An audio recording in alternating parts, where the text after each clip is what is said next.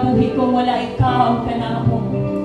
Busa ka nga kabuntagol, it is our deepest desire, O God, na amo kang simbahon, despite and in spite sa amo ang mga sitwasyon. Karon nga buntag mo desisyon mi Ginoo, nga amo kang pasidunggan, bisan pag naay mga bugat nga mga pagsunay nga amo ang ginatubang. Tugod kanimo, kami og nagkaroon og kagawasan. Gitubos mo ang among mga kasalanan, O Dios, pinaagi sa imong kamatayon dito sa cross sa Kalbaryo. O God. Oh. Let us prepare our hearts to worship our King this morning.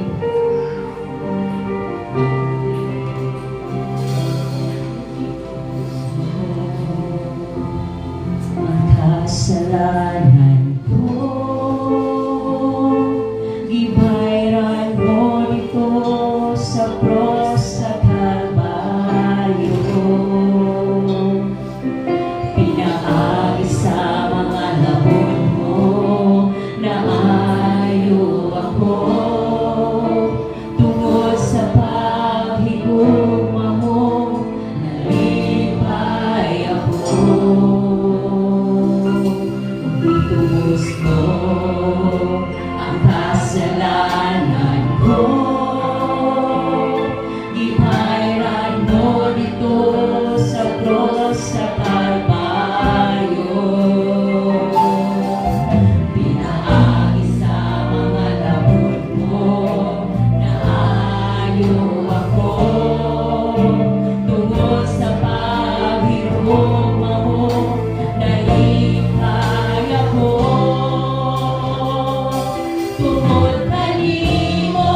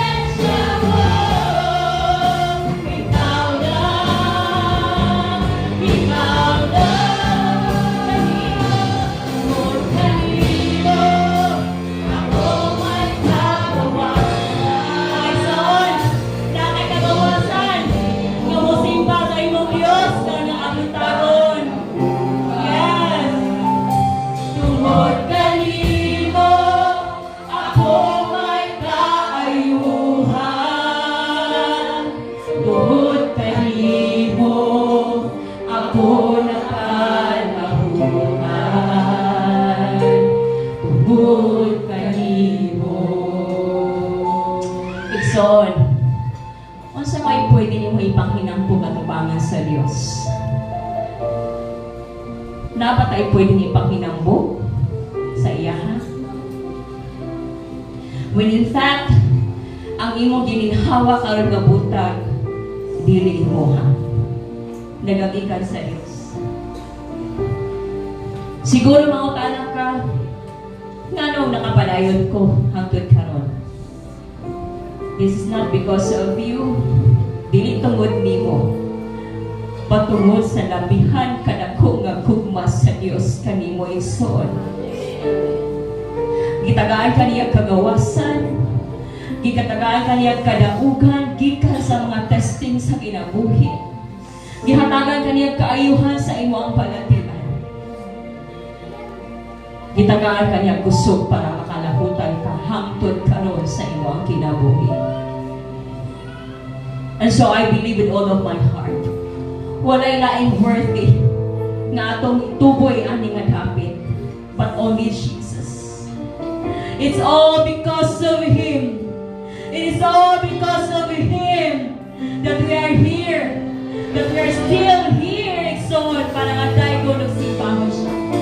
Oh Lord, wala lagi pang hinambog. Dili ang among provision, dili ang among talento, dili ang among kwarta. But it is all because of you, Jesus. It is all because of your goodness. It is all because of your faithfulness. Oh!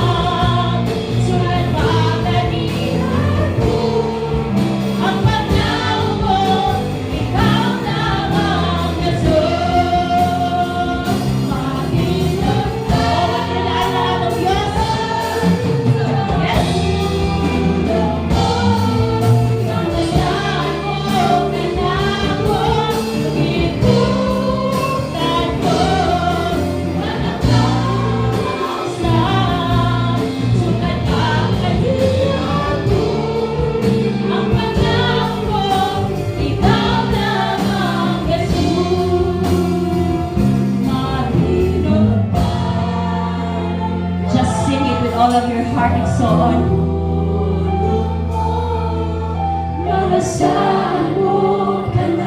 Usay-sa sa Diyos kanimo. I believe na isa ng Diyos kanimo isoon.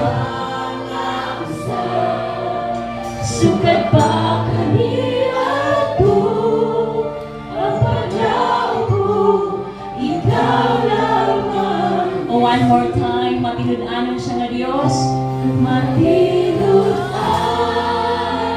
ka sa mga pulong mo, mga saan mo pangako, ikutan ko, wala pa na usan, sukat pa kahiyan ko, ang paglaw ko, ikaw lamang.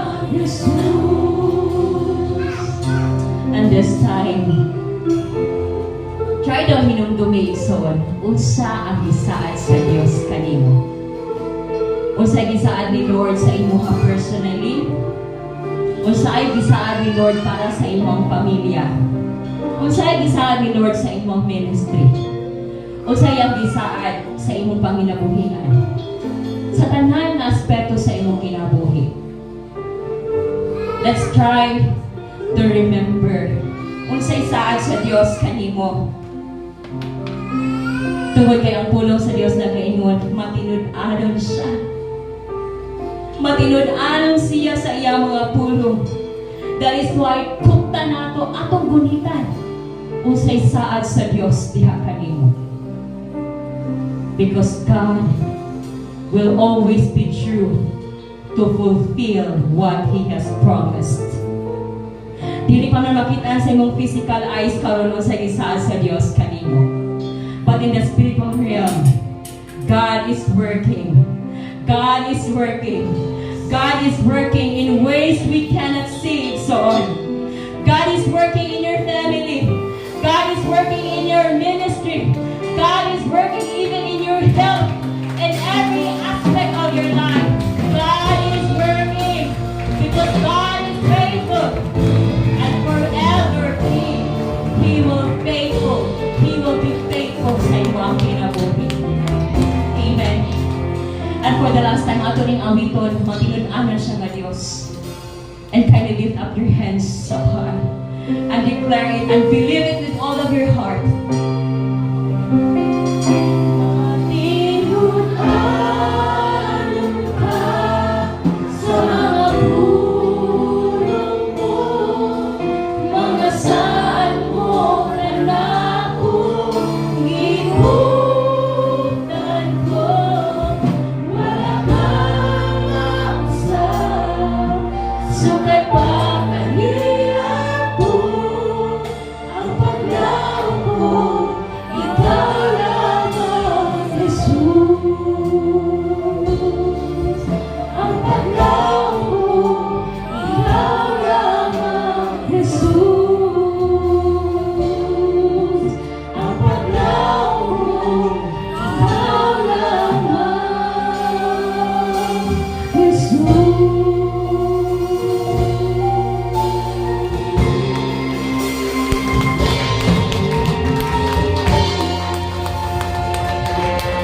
Once again, gusto nga pagpalakpak sa ito ang buhay na Diyos. O salamat ito, ikaw yun ang among buhay nga paglaom. Busa ka nga kabuntagod. Mo desisyon ang matagos sa kanan mo. Mupadayon mi o magpabilin mi diha sa imo ang presensya. Dalaygon ka o Diyos sa walay katapusan. In Jesus' name. Amen and amen. Praise the Lord. So before tamang lingkod, ato sang himamaton